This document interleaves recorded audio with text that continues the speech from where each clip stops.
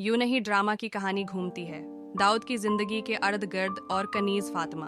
दाऊद एक है सादा मिजाज आदमी, एक डॉक्टर के जरिया पेशा और दूसरे पर हाथ। कनीज फातिमा अरिफ कम है, एक मजबूत और खुले जहन का औरत।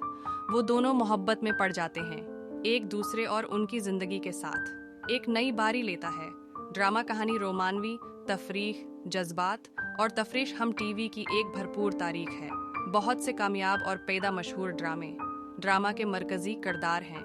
माया अली और बिलाल ने परफॉर्म किया।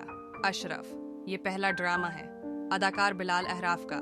माया और बिलाल के प्रस्तार बहुत परजोश हैं, इन्हें टीवी पर एक साथ देखें। इस सीरियल में करीन बिलाल अहराफ का किरदार अदा कर रहा है अपानी, लेनूलन पर भी मुश्तमिल है। बी एस पाकिस्तानी मशहूर फैशन डिजाइनर दीपक परवानी भी हैं। यूं नहीं की कास्ट का एक हिस्सा के बाद में अपनी बकाया सलाहियतों को साबित करना। फैशन इंडस्ट्री वो तैयार है अपनी नाकाबिल यकीन अदाकारी जाहिर करने के लिए। महारत